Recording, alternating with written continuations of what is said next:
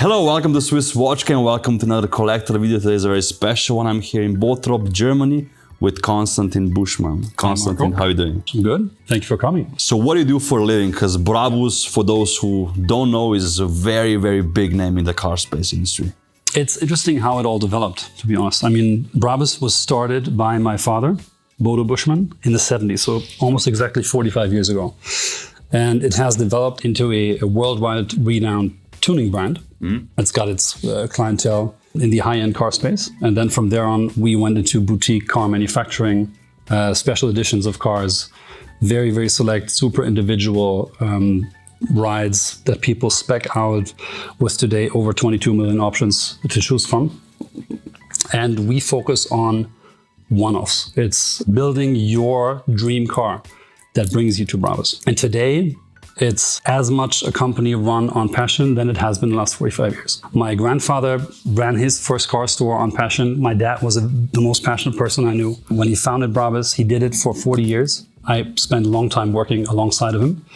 And then when he passed away, I took over the company. And so today I'm the CEO and owner of BRABUS. And you actually took us around the premise of the whole, HQ. I saw you, which was amazing. Fun. Yeah. I was laughing like a little kid. Huh? We took a ride in which car was it? We went around BRABUS HQ and saw our campus in a G900 Super Black Edition, which is one of my absolute favorites.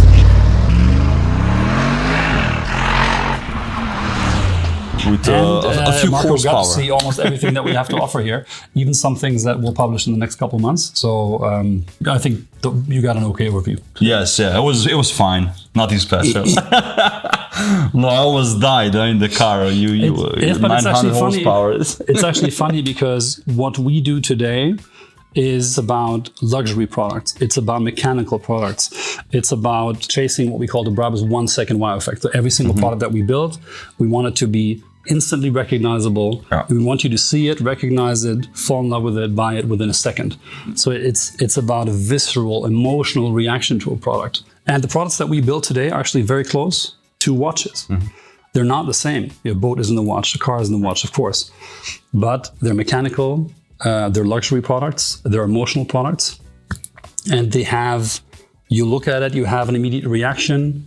You look deeper and you look at the movements, you look at the tech that's behind them, you look at the design concept that's behind them, and you look at who built them. Yeah, the materials, and being a family business, I am, of course, deeply intrigued by a lot of independence in the watch space. I'm deeply intrigued by the stories behind the product. I've been building up quite a diverse range of watches over time.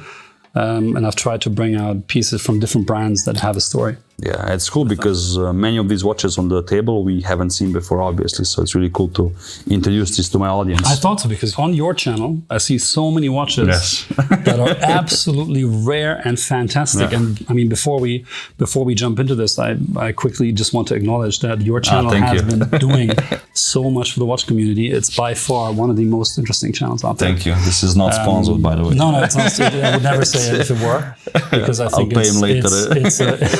It's cool collector. You bring collectors to the table. Everybody has their own collection theme. Yeah, and it's the stories behind the watches that count. Today we'll not talk about the cars that much, but more about the watches you amassed. Let's start with maybe the most important one or the first one. Absolutely. The one that's on your wrist. Tell us something about this. The one that I've got on my wrist is the Orfina Porsche Chronograph 1. In the steel version. And it's an absolutely beautiful watch, not only because it's in absolute mint condition. It's one of my most prized possessions and a watch that I will never ever give away, because this was the watch that kicked off not only my watch collecting journey, but my dad's watch collecting journey. It's a 1978 piece. Yeah. And as you can see, it has almost zero scratches. When my dad founded the company in 1977, I knew that he was a big fan of Porsche. He was driving at the time an orange Porsche Targa. And I know that my mom and him were going on holiday to Belgium, didn't like it, I don't know for what reason, turned around, went to the East Sea, so all the way up north in Germany, and spent a week at Timmendorfer Strand. And so my dad walked by a jeweler a couple of times. My mom said each time he went by, he got more anxious. And finally, he had to get this watch, the Porsche Chronograph 1. It's one of the very early versions. It's got the Vacheron 7750 caliber. I love it because it kicked off his love for watches, which then became a lifelong common theme that he and I had. I learned about watches through my father. Nice. What is this watch here? All black, a theme we also see in your life. It's kind of of course, you know, you can get a BRABUS in any color as long as it's black. Yeah. I mean, just that color black is deeply ingrained in our DNA. And of course, you'll see that running through my watch collection. It's the first watch that my father gifted to me from his collection. And I love it because you can see his collection journey. It's coated. So I had it redone because same as the Sport Chronograph 1 from Porsche Design, the first one came in black. Yeah. I can't tell you why he chose the steel version, but anyway, that's the one I have, so that's the one I'll keep. And shortly afterwards, he must have bought the Sinn. And again, it's the same timeless design. I think both watches were far ahead of their time. Yeah. I know that the founder of Porsche Design was laughed at and criticized for making a watch like this with the red seconds hand, but he meant it to be a super functional watch and reduced it to the max. And somehow that design theme carries over. We don't have the red, but now we have the green time zone indicator. That's a great contrast, huh? Exactly, and it's funny. And if you don't like it, you can just hide it under the hour hand. Nice. And it becomes even more reduced. I mean, I like Sinn, Frankfurt-based manufacturer, cool company. But again, this is the watch that kicked off my own collection journey because my dad gave it to me sometime when I was probably 15 years old or 14 years old. Very cool. And I remember standing in his office one day and him talking to me about the watch, and then he ends up saying, Here you go. You know, keep it for yourself. Nice. Yeah. Best types of watches, huh? Absolutely best types of watches. And then we've got a very beaten up watch, like you said before. It's normally I try to keep my watches in pristine condition. Yeah. This is the one watch that I will probably never have polished or restored. I'm about to have the movement serviced because so it works properly. But the reason why I want it to stay in exactly the condition it is in is because it's been my dad's boating watch. Yeah. So I spent a lot of my time until today on boats, which is also one of the reasons why today we build boats under the name BRABUS Marine. And this watch was the watch that my father put on every time he stepped on a boat. Nice. And it's a tool watch. Yeah. It's an IWC Aqua Timer chronograph, completely beat up. He loved chronographs, huh? He loved chronographs, absolutely. There's a few that aren't. Building sporty products, not particularly racing, but performance products are kind of in our bloodline. And I think that translated to watches and love for chronograph. But that one, I still wear it. It's beautiful, and I want it to stay exactly the way it is. Perfect. It makes me think of my dad every time. Makes sense. Very cool. Another chronograph. One you haven't seen. One you haven't seen before. It actually has your name on the dial. Exactly. This is one of the first ever made BRABUS chronographs. There was a time when they were for sale, but that wasn't really the point. Still today, when you work at BRABUS and you're in the company for 10 years, 20 years, nowadays even 30 years, we're approaching some employees 40 years, you get a watch. This was one of them. Nice. It's funny when you look at it because, again, you can see the collector's history. When I took a close look at the watches, I saw the red seconds hand, which, of course, when you look at the Orfina Porsche design, you've got the red seconds hand. And I saw that it's a chronograph. Then when I inquired about it, I noticed it has the Valjoux 7750. So it is obviously strongly inspired by his first ever watch. Yeah. And those kinds of stories make me love watches. You can see the evolution of a personality. You can see somebody's collecting journey through those little details. And this is the box it came in? This is exactly, it came in a box like this. And I think there's even another one in it. It came like this. Very cool. And yeah, it's got all the technical specs down there. Yeah. And we kept the first original serial numbers here. This is a watch you'll see me wearing from time to time here in the company. Because it's a sign of loyalty, it's a sign of membership to the team, completely irrespective of where you work. So whether you're in the saddlery, in manufacturing, and administration, it doesn't matter. If you're here 10 years, you get a watch. And then one of the most loved watch brands in the watch industry, my personal favorite, Nico's personal favorite, Hublot. Why did you decide to go down this route? It's interesting because I did not. So again, you know, I try to sort the watches in a chronological order. I didn't decide it. Yeah. This was the gift I received for my graduation from university. Yeah. It's an Hublot Big Bang All Black 2 that I received in 2009. I got it from my dad. He specifically referenced what Jean-Claude Biver said about the watch. It's so black, you can't even read the time. Yeah. But it doesn't matter because it's a cool piece. Yes. I love that about the watch. I love that it was so different at the time. It's the first one with an integrated ceramic bracelet. Yeah. And I think the bracelet is one of the most beautiful parts of the watch. And overall, it's a beautiful piece of design and of engineering. Yes, there's a bit of a discussion in my family going on about the screws on the bezel. Oh, you must hate them.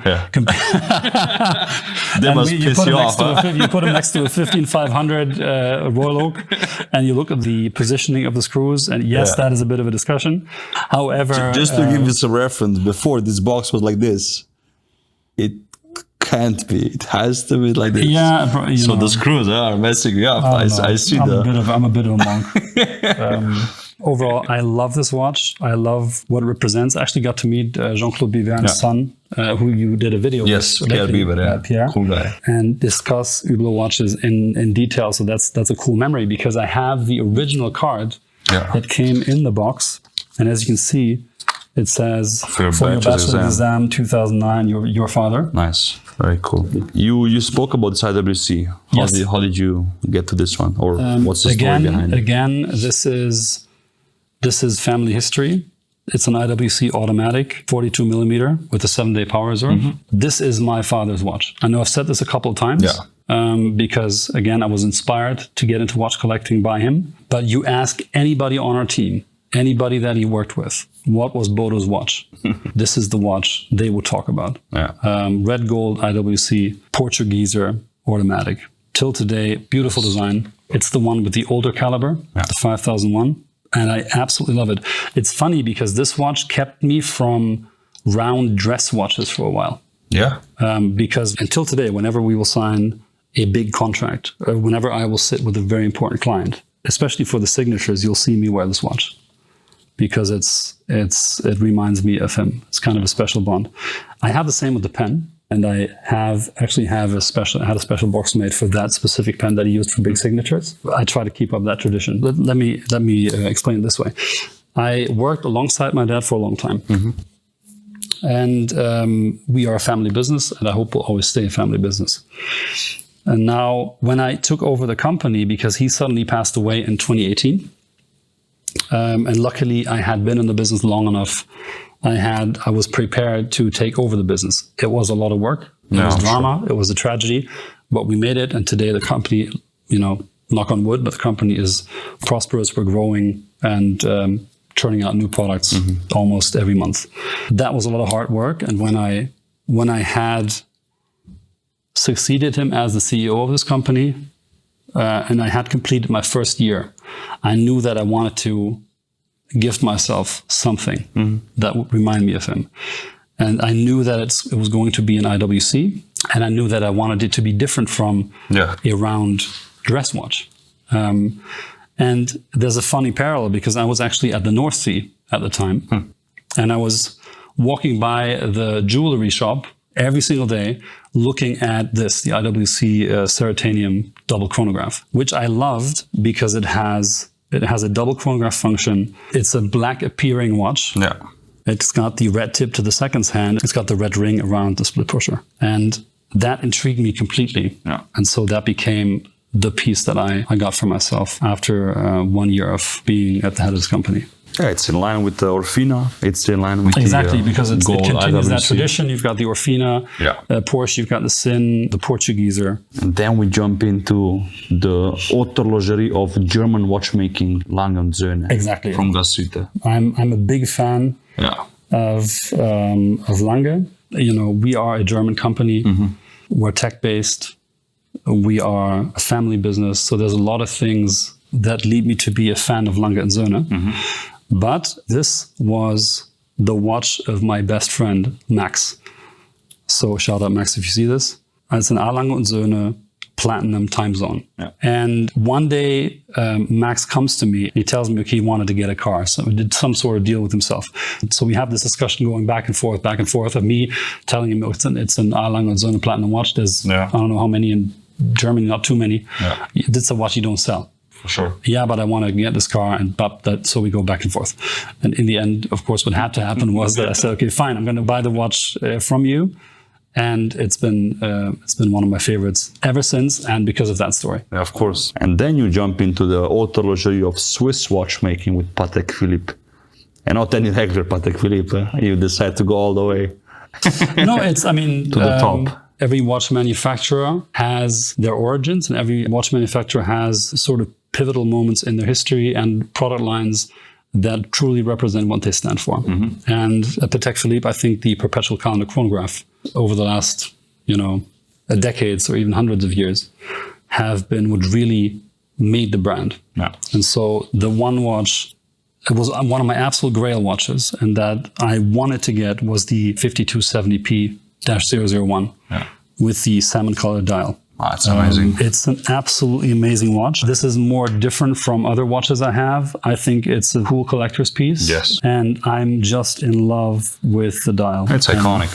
It's got the black lacquer on the numerals. Yeah. It solves there's a long-standing debate in the community online about the positioning of the subdial at 6 o'clock, mm-hmm. and the question whether the subdial goes too deep into the tachymeter scale. Mm-hmm. There's this first version that has only the tachymeter scale and doesn't have that problem at all. And then there's this version that kind of ends the debate, because I think it solves the problem really nicely, because you can see that it's got the scale running through, the subdial pushed up slightly, and so mm-hmm. both the chronograph and the perpetual have their spot on the dial, and it works. Yeah. It's a 41 millimeter watch, and this is also what drew me to it, because I've got quite a big wrist. Mm-hmm. If I wear 39, they look too small on me very fast. Yeah. And a lot of Pateks are 39 millimeters. Yes. And so this was one of the few that I could wear. And you will find me holding it on weekends and just admiring it with a loop for hours.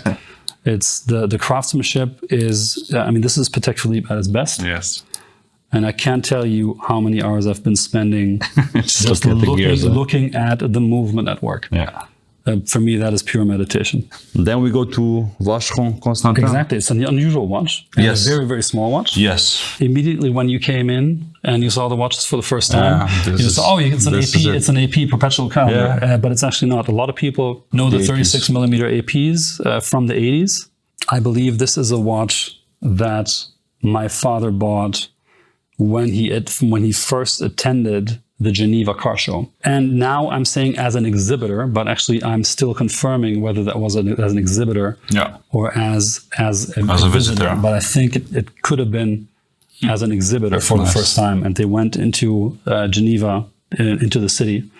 And I don't know where he bought it, but since then it was one of his favorite pieces. Actually, I was born at the time. And there was always a discussion in my family whether my name is Constantin because of the watch brand, or whether he was in love with Vacheron because I was named that way. So now I've solved the mystery, and I know that it's better that way. It's the right way around. He loved Vacheron because I was named that way. But it's one of those brands that he talked about a lot. So you need a Constantin Chaikin Joker. I know you have one, and I was hoping that you wear, because I've never seen it, but then I've never seen the old one. It's also nice. You can see that on a 36 millimeter. It's still very readable. Very readable. But of course, and I keep it on I try to make it more modern with the blue Alcantara strap. But then it's a watch that I'll be wearing, for example, to black tie events. Yeah, very special occasions. Tuxedo events. Back then, I think it was considered an ultra thin, but still, for being a perpetual calendar, it's a beautiful, beautiful piece, and it's the most classic piece. Yeah. Another chronograph. Here in the form of a stopwatch, which I also like a lot. Exactly. I keep it in my office because this is one of the stopwatches that the team used to stop times in the 80s and 90s. It's a Hanard stopwatch, and I keep it on my desk just because I think it's a cool stopwatch, interesting brand, and so this is one that you'll always find on the shelf, the shelf behind my desk. And again, you can see color scheme. It's white, black, and red. Yes. Recurring, but not dominant black. At least we're progressing. So then we have very special watches here. The first real BRABUS collaboration pieces. This is the Panerai Submersible S BRABUS Black Ops edition. Mm-hmm. It's a watch that we published last year in 2021. And it is the start of the official collaboration between Panerai and BRABUS. It's a 47 millimeter dive watch, skeletonized. packed with a lot of functionality. What was really important to me is that I wanted to make a true collaboration product. In other words, I didn't want to just put our label onto something. I wanted to create a product that is new, that is kind of separate from the rest of the watches of the manufacturer that we would collaborate with. And the design DNA of this watch is very close to the design DNA of the BRABUS Marine boats, such as the BRABUS Shadow 900 that you saw the model standing in my office. And so if you hold them up next to each other, it seems as if they were made by the same designer on purpose. And of course, the Submersible S platform existed before we came into the project, but it's got a lot of ingredients that for me make it that true collaboration product. It's a Carbotech watch, slightly over 100 grams, a super light watch. The color scheme again is completely BRABUS with the red and white hands, the red lumed hands. It's a skeleton watch, so it is as if you look inside of the engine of a car. And that was very important to me. It's a new movement, P4001/S, that came out in this watch. And of course, it's got the BRABUS logo on one of the barrels. It's got the BRABUS lettering on the crown guard lever. It's got the AM/PM indicator. It's completely skeletonized with a lot of parts being blacked out. It has the polarized date window. So it's a skeletonized watch that has a date wheel, but you can only see the one that's showing up in the window. So there's a lot of cool functionality inside of this piece. And of course, the strap is a BRABUS strap as well. The micro rotor also. Very cool. Exactly. Yes. Got a micro rotor in the back. Sick. So, and are these still available or this limited? was a special edition in 2021. It was 100 pieces. They sold almost immediately. And the Blue Shadow edition, which is the second watch. They're both prototype watches. Very nice. And the Blue Shadow edition that comes on a black leather strap, and it's the same movement. It was 200 pieces, sold out very quickly as well. It's a Carbotech bezel, but this time combined with a titanium case. Nice, yeah. I love the contrast. It's a beautiful contrast. Yeah. We discussed a lot what the second watch should be, and it fit the world premiere of our newest boat, the BRABUS Shadow 900 Deep Blue, which is the first time that we did a deep, as the name suggests, we did a deep blue boat. Absolutely beautiful, and it fits that boat perfectly. Also, when you look at any dive watch I own, you'll see that I put the bezel, I set it to 55, and the reason behind it is that my dad was born in 1955. So it's a bit of any dive watch I have, you won't see it set to 60, but you'll see it set to 55. Also, interestingly, the BRABUS Shadow boats have a kind of a navigation and entertainment system, of course, on the dash. All of these screens that you have the function of showing you a digital Panerai clock on the dash. And it's the first time ever that Panerai has approved the use of a digital clock in a product. Very cool. So I think that's pretty neat. But also when we drove in the car before, there was a clock. Exactly, in the sort of clock in the car. An iteration on that. Of course, in all BRABUS Masterpiece cars, you'll have a little clock in the dash, and that little clock is a Panerai clock. Very nice. Of course, in this case, it's not mechanical because it needs to be connected to the electronic system of the car. So the next watch is a very down-to-earth, understated Absolutely, for those days when you don't want to, when you want to appear in public. Exactly. And be very subtle about it. It's the only Rolex on the table, and I think it's the most beautiful one. To me, it is the most stunning Daytona combination. I'm not a big fan of diamonds on watches. I don't have a single two-tone Rolex. I can understand if people collect them. It's just not, there's too much going on. So I stick to those watches that have a very clear design. And this isn't subtle, but it's still a very clear design. It's a cool bezel. It's a very, very nice dial. And you can see, you know, as all of my watches. You wear it a lot, huh? Yeah, but then it's, of course, the gold scratches a lot. Yeah. When you see it on somebody, it pops out. Yeah, it's nice. Really, really nice. It's a super special collector's piece. And so I am absolutely, it's a cool piece. Absolutely in love with no it. discussion here. Absolutely in love with it. And then we jump into the independence realm, huh? With the watch. What I love, absolutely. We reviewed on the channel before, so we'll link that down below. How did you find out about Ressence? Or it's surprising to see it here. So why is it surprising? Because you see, let's say the big brands here, and then you jump into Ressence, which is a very niche manufacturer. Yeah. But knowing you being a geek, it doesn't surprise me as well. No, so. It's one of the coolest watches I own. Yeah. It's a watch that feels superb on the wrist. Yeah. It's the Ressence Type 3B with the black dial. Yeah. From a pure design perspective, this is one of the most interesting watches that I own. Yeah. It's like when you show people how the whole dial moves when you set it, it's crazy. If you tell people that it's a mechanical watch, and has oil Almost in it. nobody believes it.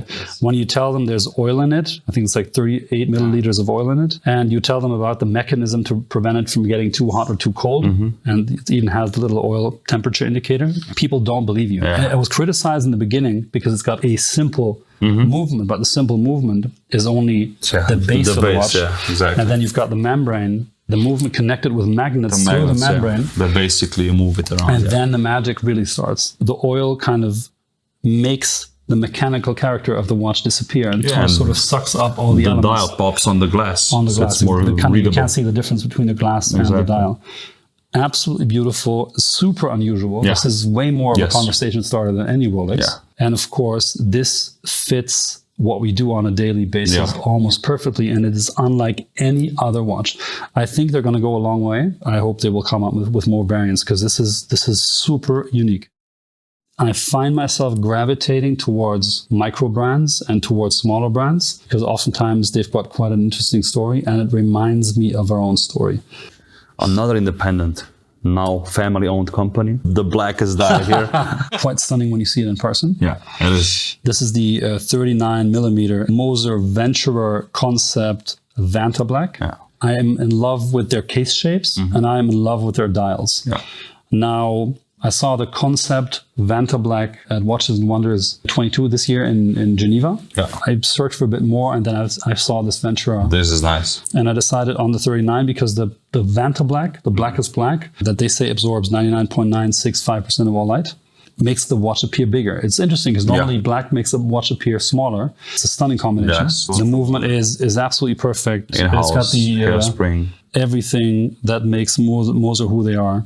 The Moser stripes, as they call them. Absolutely beautiful. It's super unusual. Yeah. So when you have it on the wrist, it looks completely out of the ordinary. Yeah, and also neutral. I love that the fact that they're concept dials. In the case of the Vanta Black, it doesn't have hour markers, it doesn't have minute markers, it doesn't have a model name, it doesn't even have the manufacturer name on it. It's just a pure black dial. And then another dressy, classy watch, AP. The unusual AP as well. Exactly. Huh? Edward Piguet, chronograph, rose black dialed. How did you decide to pull the trigger on this one? It's an interesting watch. Originally, I wanted to get a reverso. And you have a cool Atmos clock. Exactly. In the end, I decided on a bigger reverso. Yeah. the Mark Newson version of the Atmos. But then I saw this at a vintage specialist's office. Before I visited, I saw it on the website. I fell in love, researched all about the model, and I was worried about the size. But then when you put it on, because I don't normally wear rectangular watches, when you put it on, it wears pretty much it wears like a big bracelet. Yeah. It is a bit bigger than the standard reverso models, and it's an AP, which is an interesting combination. It's one of their lesser known model lines. Yeah. Because we design products here on a daily basis, what intrigues me is to find out how they decided to do what. You know, how did a Code 1159 come about? How did an Edward Piguet chronograph come about? How did the Royal Oak evolve? Who built it? At what time did they have the idea? Yeah. Why did they have the idea? What's the story behind it? Why did it turn out to be rectangular? You know, is it a functional chronograph at the size? Probably not. Is it a very cool piece to wear? Absolutely. Yes. It's not the most expensive AP, but that's not what it's about for me at all. It's a watch that I can wear. It's a watch that my wife can wear. It's a watch that you can pair pretty universally with a lot of outfits. So this became my reverso. Nice. And I'm still looking for the reverso 1 skeleton edition. I'm sort of still on the hunt, deliberating because that's one of the cooler. You should buy an old rose gold tourbillon. Those are nice. Vintage pieces. It's a cool topic, because if you look at the watches in front of us, there isn't a single tourbillon. There's no tourbillon. Why? Because when I look at a watch, I see a design piece. I see the mechanics behind it, of course. But first of all, I'm fascinated by dials. I'm fascinated by the layout of a watch. I'm a bit of a monk when it comes to spatial relations, as you discovered earlier when we when we walked through headquarters. And so a tourbillon today isn't really useful anymore. Yeah, it's because it was used to, turn essentially turn the mechanics of pocket watches that were staying in the same place. So we don't need that today anymore. It's a fascinating thing in itself, and I can accept it as a wonderful toy. Looks nice. But if it destroys the dial of a watch just to transport the message that this is 3 times as expensive as the one without, then I'd rather take the one that has a beautiful, clean, symmetric dial, but not always symmetric, as in the case of the next watch. Yes, I'm a big fan of asymmetric elements, and in the case of the next watch that we're going to look at, it's the asymmetric positioning of the double balance wheel and the bridges that makes me love it. It's all black. Plus, it might have discovered the screws are aligned. Everything is perfect. Being perfectly aligned, so it's kind of there's no OCD happening. Oh my god! I have a feeling I'm not getting out of this anymore. No, that's it. This is a grail for many, and again, I was on the list for one as well. The normal model, not the ceramic one. So, guys, this is the first time I can show this watch on a camera. Who sold you this, and can I have his number? This is one of my absolute grail watches and one of my absolute favorites. Yeah. It's the AP Royal Oak Double Balance Open Worked in black ceramic. No. And there's a lot of reasons why I love this watch. First of all, it's black ceramic. I don't think there's a single watch out there that shows off better craftsmanship in terms of ceramic. Ceramic bracelet is impeccable. It's absolutely fantastic. Polished, brushed, you can look everything. At it with a loop. You can look at it without a loop. It's absolutely perfect. Every single detail about it is perfect. I think it's beautifully arranged.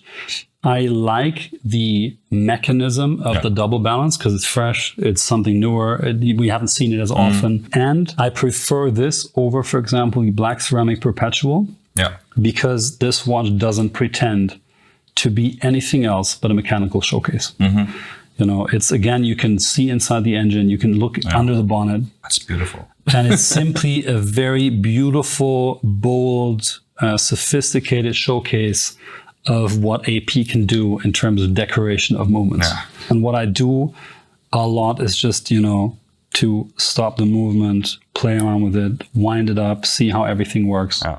You never see this watch in the wild. I mean, very rarely. For a reason, because honestly, once you have this, where are you going to go? In terms of AP, I mean, it's difficult. There's a few here we go. So, Constantin, with the very wide collection you have here, what's next, or what do you strive for? Or do you have a grail, or do you believe in this concept of a grail watch, or one watch to rule them all? I mean, the problem with it is that once you have a grail and you get it, there's always going to be a next grail. Yes. I'm getting way more interested in micro brands right now. Yeah. I'm getting more interested in piece unique stuff. Nice. There's a few brands that I would like to look at in the future. We don't have a single Journe, for example, on the table. Yeah. But then I like to buy watches directly from the manufacturer and have a relationship with them. So that would, I don't know, maybe that's a bit of a journey that I can go on. I'm in the process of making a cool piece unique with Armand from Stopwatch. I'm trying to find a Ming right now, which is one of the brands that I like because they've got a spectacular, super recognizable layout. There's so many different smaller brands you can look at. But again, I try to search for something that is different from the rest, and I'm interested in the stories behind it. Awesome. So you're also very big on social media, YouTube, Instagram, everywhere. Where should people follow you, and what can they expect to see?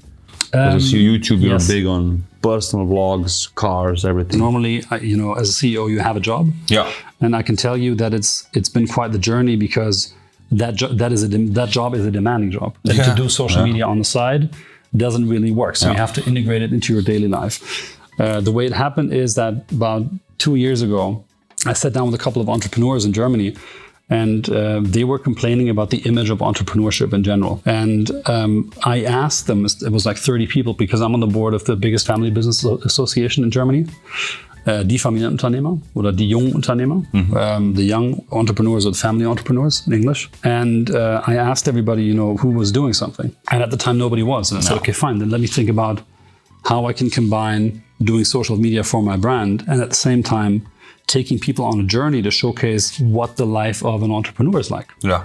because it's interesting. There's a lot of things happening, but it's also tough. You know, it's sometimes rewarding, sometimes not, and it's always challenging. And being on your own, working as an entrepreneur, having your own company is a certain decision you make in your life, but it's not better or worse than anything else. Just a very specific type of life. Yes. And so we decided a couple of years before that to basically build our own internal marketing agency inside of the company, because we wanted to be in the know and in control when it came to content creation. Then through that situation, I decided to open up BRABUS, and I decided to let people in on the journey and take them with me on events on a daily basis into my job. And it's been fantastic. I mean, I could not have overestimated the effect. It's completely crazy. Yeah, I'm sure. And it's not only about followers, but it's about the people that work with you anyway. It's like about the customers that you have anyway. It's about the banks that work with you anyway. It's about the suppliers that you have anyway. It's about guests coming in and wanting to get informed. You know, who is this guy that they're sitting down with? And today we do it on Instagram. Yeah. There's the official channels, which is @theofficialbrabus. And there is my channel @Constantin_Brabus. And it's the same on YouTube. That's the official channel, which is just called BRABUS. And there is my channel, which is again Constantin_Brabus. Perfect, yeah. And we'll link all these in the description so you guys can find it easier. It's a cool, fantastic journey that's ongoing. I mean, thank you again for your hospitality and also showing you all these watches, plus the cars, which we had a lot of fun with today. I've enjoyed this. It's fun. Watches are something that's very close to what we do on a daily basis. Yeah. It's one of my absolute passions. And I love following your channel. I love your journey, and I respect your journey that you've taken as a content creator from the time you stepped off the train and came to Zurich to what you're doing now. And I can't wait to visit you in, as you call it, the dark room in Exactly, in exactly. We'll go on my Vespa, I'll put it, full throttle. You'll go, wow, crazy. Maybe afterwards it'll be a bit faster than it was before. You never know. We can BRABUS it up, or how do you call it? We can BRABUSize it. BRABUSize my Vespa. One second, wow, Vespa. So guys, if you want to see what Constantin is up to, check out the channels in the link in the description. Also like this video and share it with somebody who likes watches as much as we do. Thank you for watching. Constantin, thank you again for having us. Thank you, Marcel, behind the camera. Thank you for coming by, guys. It's been an absolute pleasure. And we will see you as always next week.